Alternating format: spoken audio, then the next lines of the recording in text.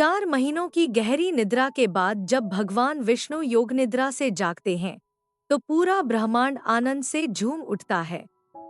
यही वो शुभ क्षण है जब धरती पर फिर से शुभ कार्यों की शुरुआत होती है। आज हम जानेंगे देवउठनी एकादशी की रहस्यमयी कथा, वो पवित्र दिन जब देवता जागते हैं, जब सौभाग्य और समृद्धि की धाराएं पुनः प्रवाहित होती हैं। आइए सुनते हैं यह अद्भुत कथा जो आपके जीवन में भी जागरण का प्रकाश भर देगी। देव उठनी एकादशी, जिसे प्रबोधिनी एकादशी भी कहा जाता है, कार्तिक शुक्ल पक्ष की एकादशी को मनाई जाती है। यह दिन हिंदू धर्म में अत्यंत पवित्र और विशेष माना गया है क्योंकि इसी दिन भगवान श्री विष्णु योग निद्रा से जागते हैं। 4 महीनों तक भगवान क्षीरसागर में शेषनाग की शैया पर निद्रा में रहते हैं, जिसे चातुर्मास कहा जाता है। इस अवधि में विवाह, मांगलिक कार्य, गृह प्रवेश और धार्मिक उत्सव नहीं किए जाते। जब देव उठनी एकादशी आती है तब देवता पुनः जागते हैं और सृष्टि में पुनः शुभ कार्यों की शुरुआत होती है। पुराणों के अनुसार जब भगवान विष्णु शेष्या पर योग निद्रा में गए तब देवताओं और मनुष्यों की रक्षा का कार्य रुक गया। दानव शक्तियां बढ़ने लगी और पृथ्वी पर अधर्म का बोलबाला होने लगा। तब देवताओं ने ब्रह्मा जी से प्रार्थना की कि भगवान विष्णु को जगाया जाए। ब्रह्मा ने कहा, हे देवगण, भगवान की योग निद्रा पूर्ण होने पर ही उन्हें जगाया जा सकता है। कार्तिक शुक्ल पक्ष की एकादशी को उनका जागरण होगा, इसीलिए इस दिन को देवउठनी एकादशी कहा जाता है। कथा के अनुसार एक बार राजा बलि ने अपने तप और दान से स्वर्ग, पृथ्वी और पाताल तीनों लोकों पर अधिकार कर लिया। देवता भयभीत होकर भगवान विष्णु के पास पहुँचे। तब भगवान वामन अवतार में राजा बलि के यज्ञ में गए और दान में 3 पग भूमि मांगी। पहले पग में पूरी पृथ्वी, दूसरे में आकाश माप लिया और तीसरा पग रखने के लिए स्थान न बचा। तब बलि ने स्वयं का सिर भगवान के आगे रख दिया। भगवान वामन ने उसे पाताल लोक का स्वामी बना दिया और प्रसन्न होकर कहा, हे बलि, मैं तुझसे प्रसन्न हूँ। हर वर्ष 4 महीने तक तेरे यहाँ निवास करूँगा। यही समय चातुर्मास कहलाया। जब यह अवधि पूरी होती है तब देव उठनी एकादशी के दिन भगवान विष्णु पाताल से लौटकर क्षीर सागर में वापस आते हैं और जगत के कल्याण के लिए पुनः सक्रिय हो जाते हैं। इस दिन भगवान विष्णु और माता लक्ष्मी की पूजा का विशेष विधान होता है। तुलसी विवाह भी इसी दिन संपन्न किया जाता है, जो भगवान विष्णु और तुलसी के प्रतीक रूप में शुभ माना जाता है।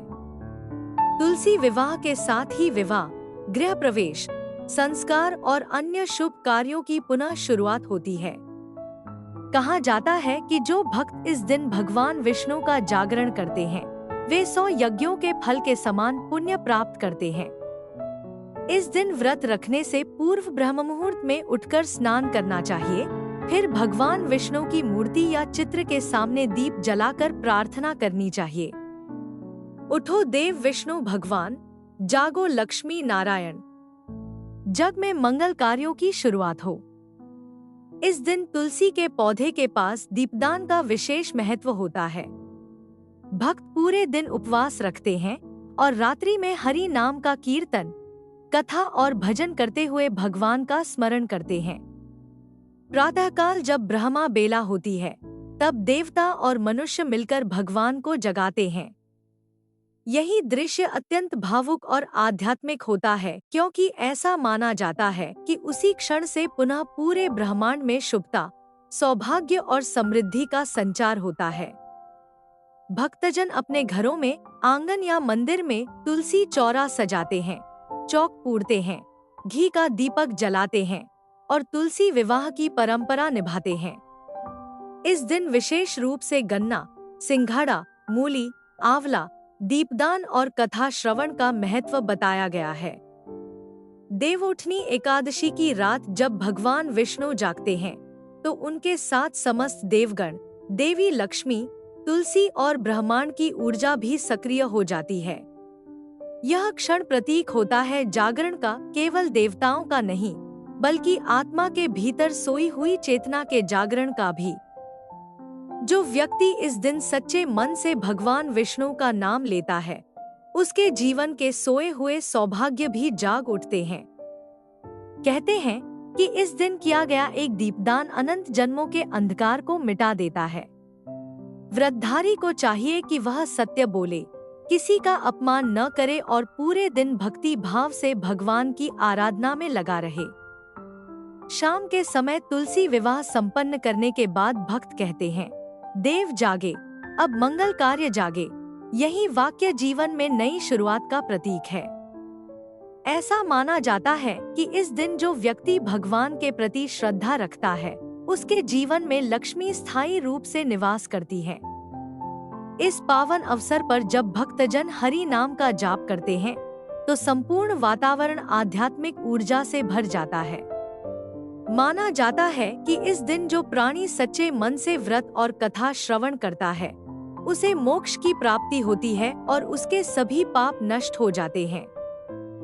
देव उठनी एकादशी केवल एक पर्व नहीं, बल्कि यह हमें स्मरण कराती है कि जीवन में जागरूकता, कर्तव्य और भक्ति ही सच्चा धर्म है। जिस प्रकार भगवान विष्णु 4 महीने की निद्रा के बाद जागते हैं, उसी प्रकार हमें भी अपने भीतर की निष्क्रियता को त्याग कर सत्कर्मों की ओर जागृत होना चाहिए। यही देवउठनी एकादशी का रहस्य और संदेश है। जागो, अपने भीतर के भगवान को पहचानो और जीवन को धर्म, प्रेम और प्रकाश से भर दो। यही थी देवउठनी एकादशी की पवित्र कथा, वह दिन जब भगवान विष्णु जागते हैं और समस्त सृष्टि में शुभता का संचार होता है।